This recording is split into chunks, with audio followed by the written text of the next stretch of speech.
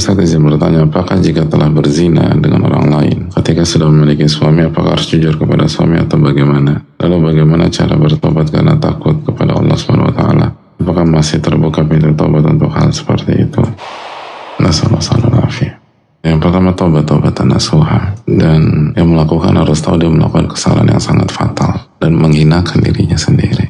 Dan sikap Allah dan Rasulnya SAW sangat tegas dengan kesalahan ini. Allah yang mengatakan, innahu kana fahishatan wa sa'a sabila. Zina adalah perbuatan yang keji dan jalan yang buruk. Itu secara umum, apalagi apabila seorang wanita sudah memiliki suami. Dan kesenangan sesaat, tapi keburukan yang sangat panjang dan kekejian dan kehinaan. Dan Nabi SAW menyampaikan ketika ada seorang laki-laki melaporkan istrinya, la taruti adalah lamis, istri saya tidak menolak ketika disentuh laki-laki. Kata Nabi SAW, talikha, ceraikan dia. Lalu laki-laki itu mengatakan, ya Rasulullah, saya masih cinta. Lalu begitu cegah dia dari hal tersebut. Tapi opsi pertama dari Nabi SAW adalah ceraikan, bukan bersabar, maafkan, dan seterusnya. Ceraikan. Opsi mempertahankan itu opsi kedua ketika suaminya masih cinta. Jadi ini hal yang sangat fatal.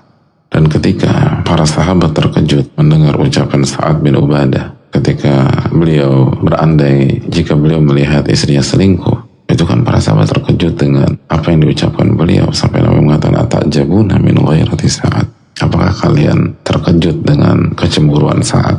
Lalu kata Nabi SAW, wallahi la ana aghiru minhu, aku tuh lebih cemburu lagi daripada Sa'ad.